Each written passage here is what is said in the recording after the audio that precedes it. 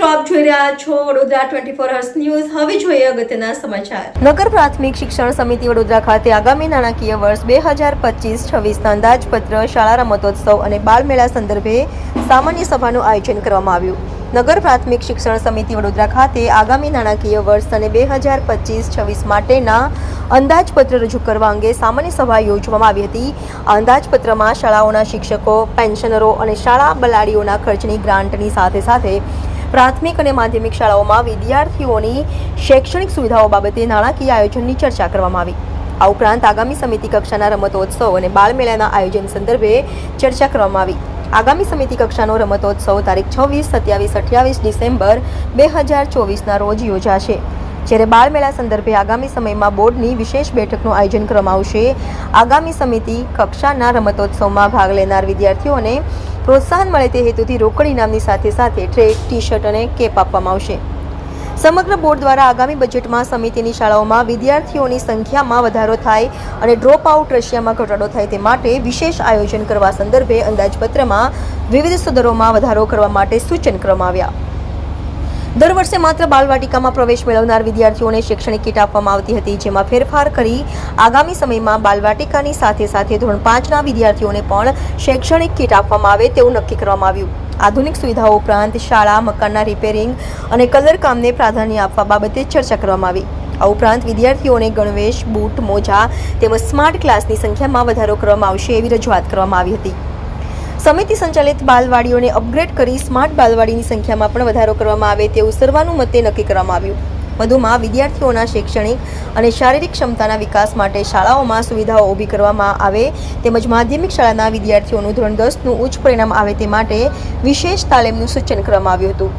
આ તમામ બાબતોને ધ્યાને લઈ આજ રોજ રજૂ થયેલ અંદાજપત્રમાં નીચે મુજબના સદરમાં ગત અંદાજપત્ર કરતાં વધારો કરવામાં આવેલ છે, જેમાં અનુક્રમે શાળા રિપેરિંગ અને સાધન સામગ્રીની ખરીદીમાં 50 લાખનો વધારો, સ્વચ્છતાના સાધનોની ખરીદીમાં 10 લાખનો વધારો, વાલી સંપર્ક સંદર્ભેના આયોજનમાં 3 લાખનો વધારો, સ્કાઉટ ગાઈડના સાધનોની ખરીદીમાં 5 લાખનો વધારો, સમિતિના બાળકો માટે નોટબુક અને ચોપડાની ખરીદીમાં 20 લાખનો વધારો, માધ્યમિક શાળાઓની નિભાવણી અને સુવિધાઓમાં 25 લાખનો વધારો, વિદ્યાર્થીઓના શાળામાં થયેલ અકસ્માત ખર્ચમાં 50,000નો વધારો, સમિતિના બાળકો માટે કમ્પ્યુટર શિક્ષણ અને બાહ્ય પરીક્ષાર્થી તાલીમ ખર્ચમાં 1 લાખનો વધારો.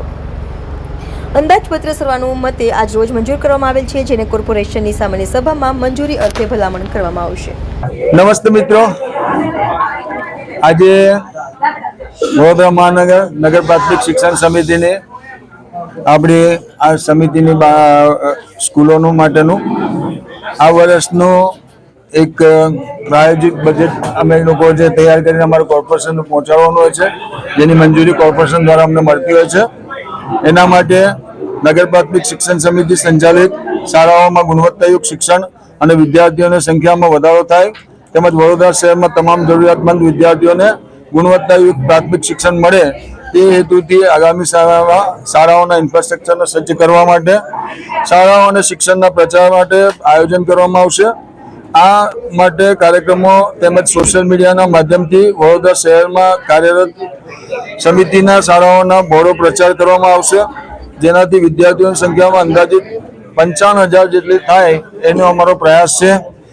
શાળાઓમાં શિક્ષણને અસરકારક બનાવવા માટે સ્માર્ટ ક્લાસ, સ્વચ્છ વર્ગખંડ, ફર્નિચર, ગણવેશ જેવી સુવિધાઓ આપવામાં આવી રહી છે તેમજ ગુણાત્મક સુધારા કરવામાં આવશે. ઉપરાંત અત્યાર સુધીમાં માત્ર નવીન પ્રવેશ મેળવનાર બાળકોને જ એમને શૈક્ષણિક કીટ આપવામાં આવતી હતી, જે હવેથી 5મા ધોરણના બાળકોને પણ કીટ આપવા માટેનો અમારો સુઝાવ છે અને એના માટેની અમારી તૈયારીઓ છે. વિદ્યાર્થીઓની શૈક્ષણિક અને અભ્યાસમાં અભિવૃદ્ધિ થાય તે માટે ગણિત વિજ્ઞાનના સાધનો, લેસન ડાયરી, વિષય પ્રમાણેની નોટબુક, શૈક્ષણિક ચાર્ટ, રમતગમતના સાધનો જેવી સુવિધાઓ આપવામાં આવશે. જે શાળાઓમાં શિક્ષકોની ઘટ હોય ત્યાં 11 માસના કરાર આધારિત યોગ્ય લાયકાત ધરાવતા શિક્ષકોની નિમણૂક કરવામાં આવશે, જેમાં અંગ્રેજી માધ્યમની શાળાઓ પણ સમાવેશ છે અને માધ્યમિક શાળાઓના અનુભવી શિક્ષકોની નિમણૂક થાય તેવી પ્રયત્નો અમારા ચાલુ છે. શિક્ષણ સમિતિની શાળાઓ રહેલી સુસુપ્ત શક્તિઓ વિકાસ માટે બાળમેળો, રમતોત્સવ, વાર્ષિકોત્સવ, ગુજરાત સરકારના શૈક્ષણિક કાર્યક્રમો અમલવારી ઉપર ભાર મૂકવામાં આવશે અને જે શાળાઓ મરામત અને કલરકામની જરૂરિયાત છે ત્યાં પ્રાધાન્ય આપીને તાત્કાલિક કામ પૂર્ણ થાય એ અમારું આયોજન છે. ચાલુ શૈક્ષણિક વર્ષ 2024-25માં શરૂ થયેલ નવીન 6 માધ્યમિક શાળાઓમાં કુલ 10 માધ્યમિક શાળાઓમાં ફર્નિચર, સ્માર્ટ ક્લાસ, ગણવેશ, પાઠ્યપુસ્તકો, નોટબુકની સહાય આપવામાં આવશે. ધોરણ 10માં વિદ્યાર્થીઓને પરિણામમાં સુધારો આવે તે હેતુથી સાહિત્ય નિર્માણ કરવામાં આવશે તેમજ વિદ્યાર્થીઓ વિશેષ કોચિંગની વ્યવસ્થા પણ કરવામાં આવશે.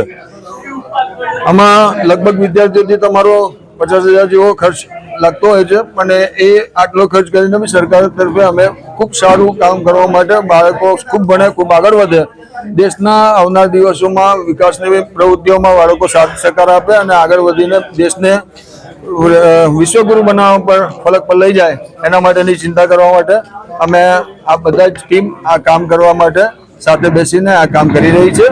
અને આવનાર દિવસોમાં આ બજેટ મંજૂર થાય અને કોર્પોરેશન મંજૂર કરીને આપે અને બાળકોને સારી સુવિધાઓ વધારે અમે આપી શકીએ એની વ્યવસ્થા માટે આજનું આ તમારી તૈયારી છે.